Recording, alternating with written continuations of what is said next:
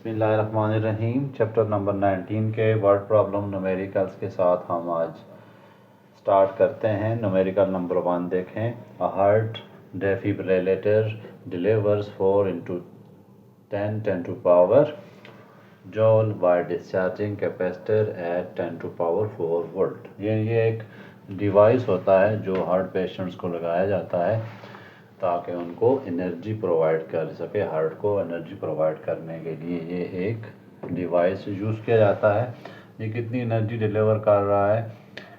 4 into 10 to power 2 joule, ठीक है। और कैपेसिटर है जो कि कितने वोल्टेज ड्रॉप करता है? 1 into 10 to power 4 वोल्ट। कहा जाता है आप जी कैपेसिटेंस फाइंड करके दिखाएं। स्टूडेंट आपने फार्मूला पढ़ा हुआ है, energy is equal to 1/2 CV², ठीक है। Energy of capacitor store in capacitor. तो ये यहाँ पर यही फार्मूला चलेगा हमें, क्योंकि कैपेसिटेंस पता करनी है, वोल्टेज भी है, एनर्जी भी है। तो हम क्या कर लेते हैं, यही फार्मूला यूज़ कर लेते हैं। Energy is equal to 1/2 CV²। 2 को इधर ले आते हैं, ई से मल्टीप्लाई हो जाएगा। 2E divided by V² is equal to C। Values put कर लेते हैं। 2 into 4 into 10 to power 2 joule divided by V हमारे पास कितना है? 10 to power 4 का स्क्वायर। इसको सॉल्व कर लेते हैं।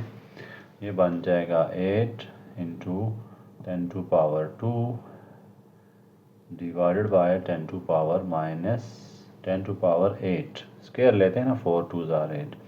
तो ये बन जाता है 8 into 10 to power 2 minus 8, या इसको लिख सकते हैं 8 into 10 to power minus 6 Faraday, ठीक है।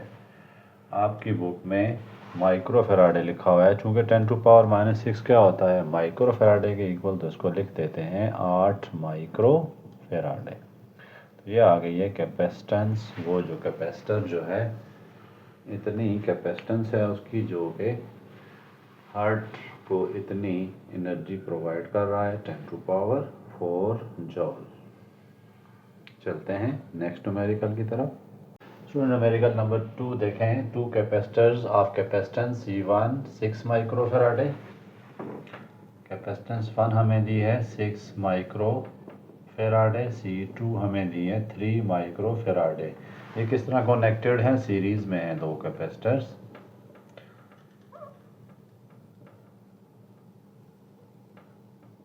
हमने फाइंड करनी है इनकी, ये C1 है, ये C2 है। हमने इनकी इक्विवेलेंट कैपेसिटेंस फाइंड करनी है। स्टूडेंट अगर कैपेसिटर या रेजिस्टर कैपेसिटर है सीरीज़ में हो, तो फिर उनके लिए इक्विवेलेंट कैपेसिटेंस फाइंड करने का जो फार्मूला होता है वो होता है 1/C।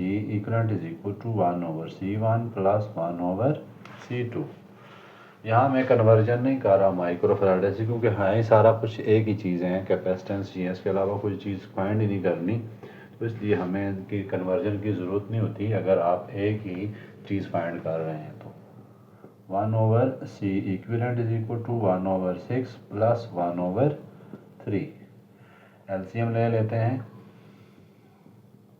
तो 1/C इक्विवेलेंट कितनी आ गई?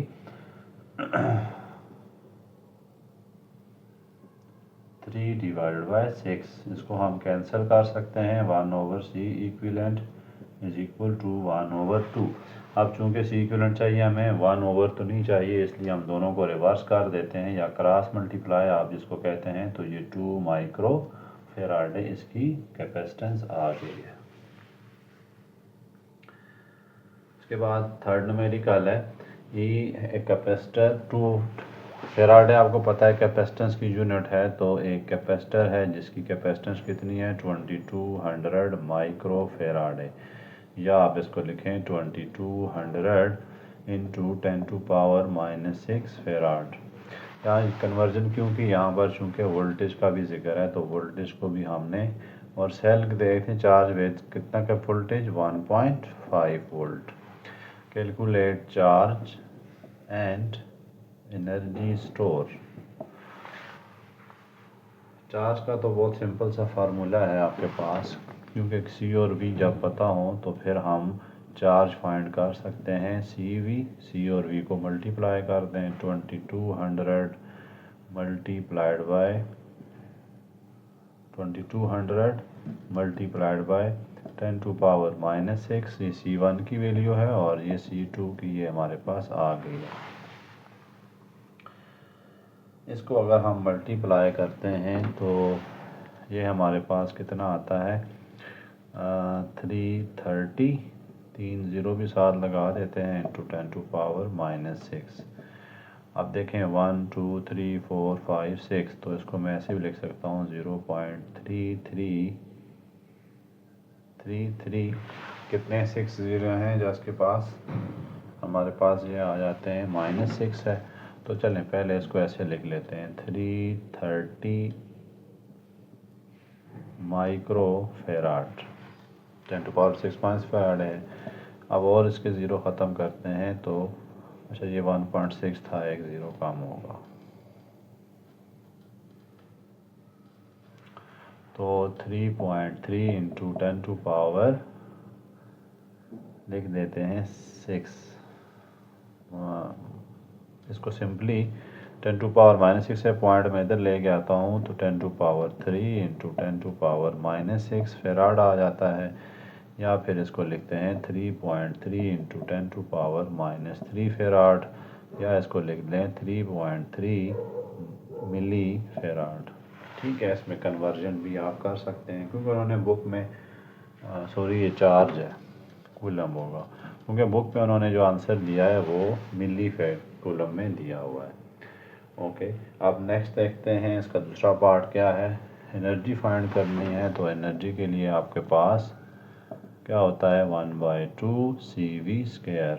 Energy is equal to C भी पता है, वी भी पता है, पुट कर देते हैं 1/2 इंटू सी कितनी है 2200 इंटू 10 टू पावर -6, और वी कितना है 1.5 का स्क्वायर। ओके, इसको हम करते हैं सिंप्लीफाई, ये आ गया 1100 को हम उधर मल्टीप्लाई कराएं तो वो हमारे पास कितना बनता है, 2.25 से कराते हैं मल्टीप्लाई, देखें उसका स्क्वायर है ना, तो 2.25 स्क्वायर होता है, तो 2.25 मल्टीप्लाइड बाय 1100,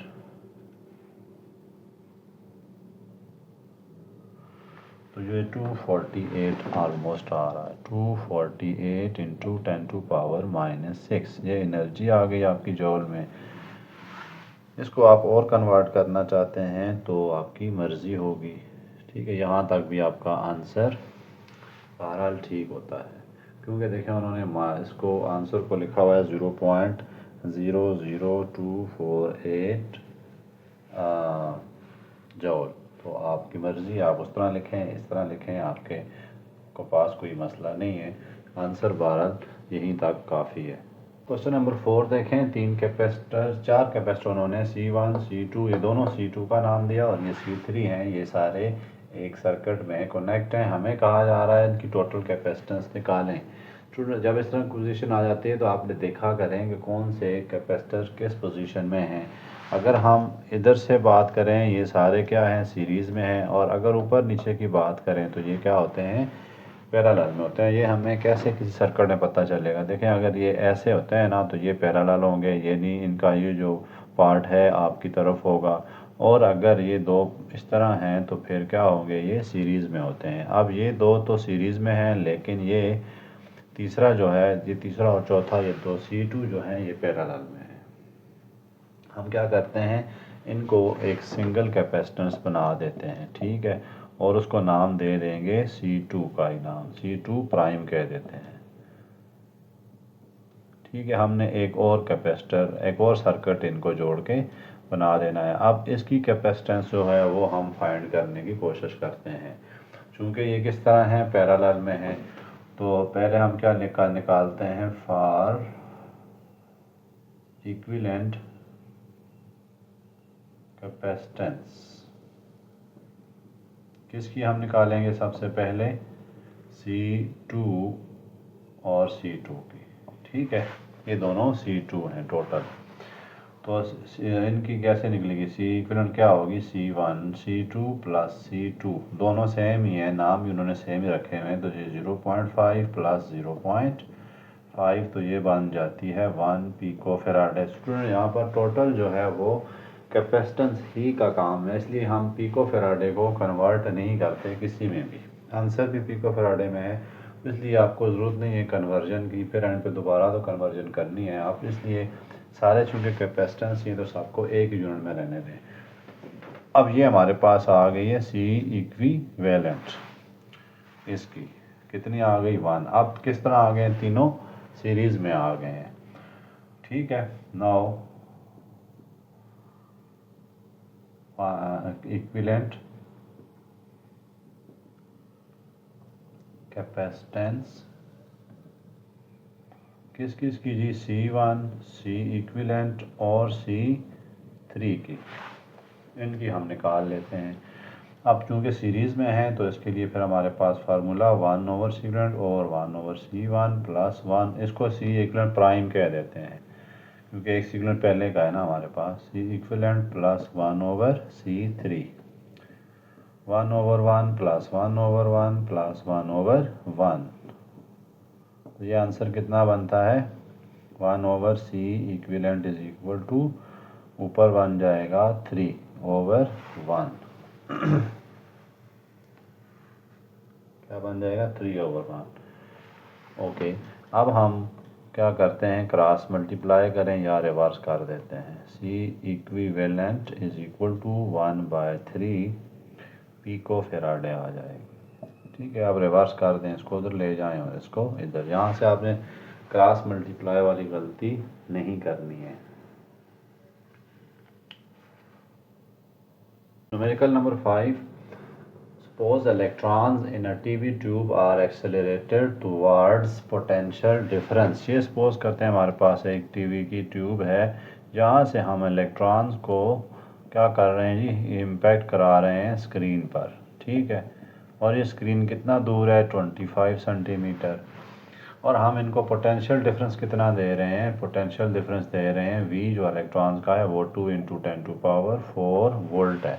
यहाँ पर इलेक्ट्रॉन्स की बात हो रही है, उसका चार्ज भी हमें चाहिए होगा, मैस भी चाहिए होगा।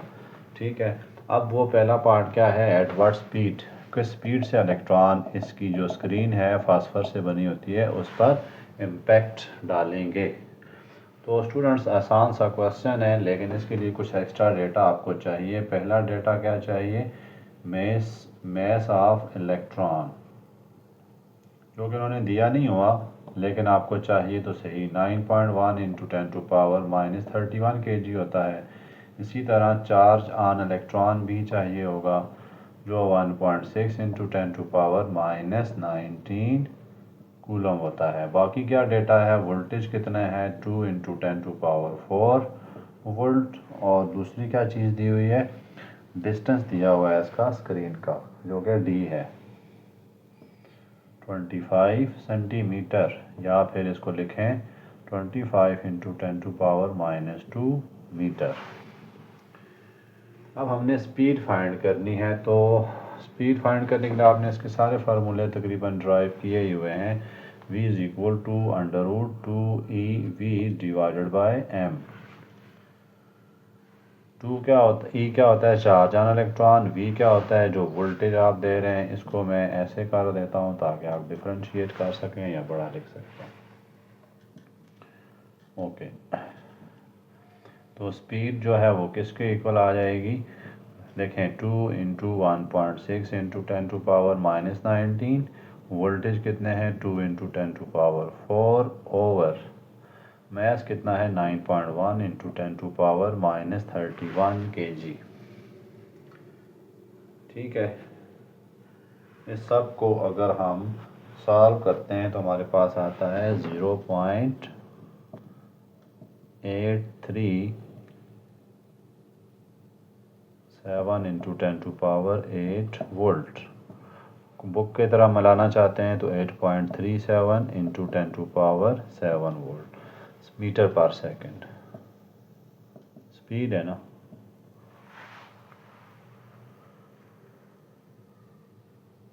आपकी बुक में इसका देखें मीटर पर सेकंड जगह दूसरा आंसर भी लिखा होता है, आपने जो आपका दिल करता है आप उसको चला सकते हैं।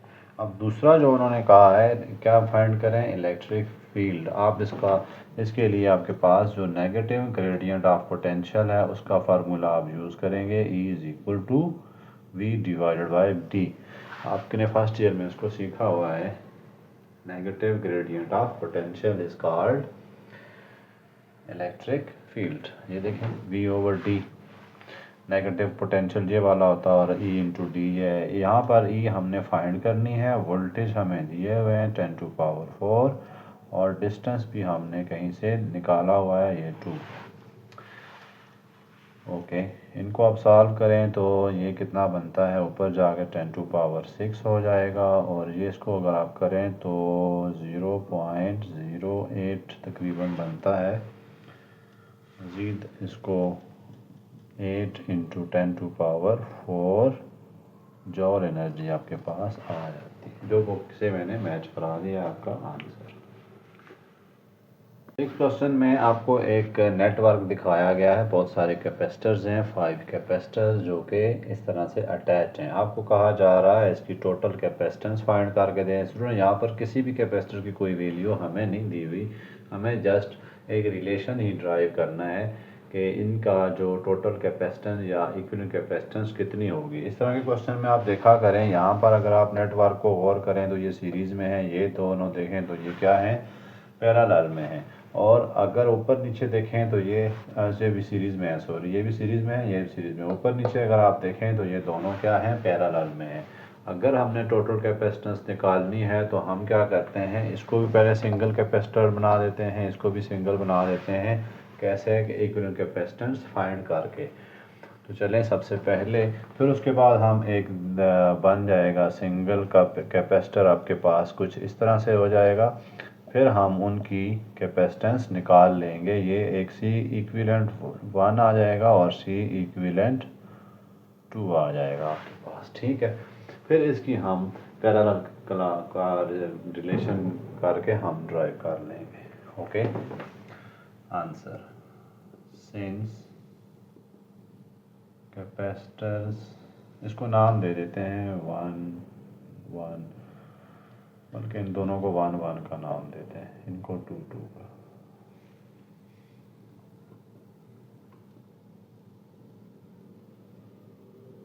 आर इन सीरीज, ठीक है। So 1 over C equivalent 1 is equal to 1 over C1 plus 1 over C2। C1 ही कहता हूँ मैं इन दोनों को। 1 ओवर C इक्विवेलेंट क्या आ जाएगी हमारे पास, C1 1 प्लस 1 क्या आ जाती है, 1 ओवर C इक्विवेलेंट कितनी आ जाएगी, 2 ओवर C1। या फिर हम रिवर्स कर देते हैं इसको, C equivalent is equal to 2 over C1 over 2। ये हमारे पास एक की आ गई, इसकी नहीं, इसको हम 1 कहते हैं, इसको 2, इसकी आ गई है हमारे पास वैल्यू। दूसरे की निकालते हैं, इनकी। Okay, since all C2s are in series, ये भी सीरीज में है तो इनकी कैपेसिटेंस भी कैसे आएगी, 1 over C2 plus 1 over C2 plus 1 over C2।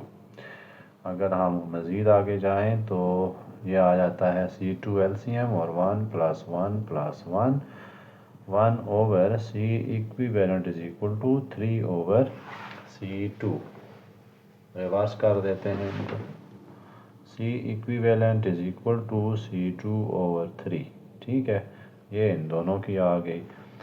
आप देख लें दोनों अब पैरेलल में आ गए हैं, ठीक है। अब दोनों पैरेलल में होंगे तो फिर हम आसानी से इनकी कैपेसिटेंस निकाल सकते हैं। मैं इसको करने लगा हूँ रेस।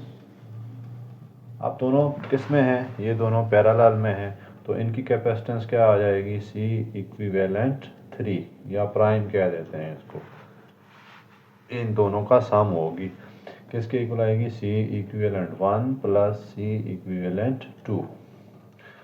C इक्विवेलेंट 1 कितनी थी, इसको 2 कहें उसको 1, ये है C1/2 प्लस C2/3।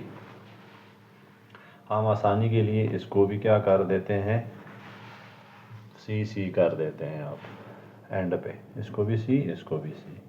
तो कितना आ जाएगा 6, तो ऊपर आ जाएगा 3C plus 2C is equal to C equivalent, या फिर C equivalent is equal to 5/6 times of C।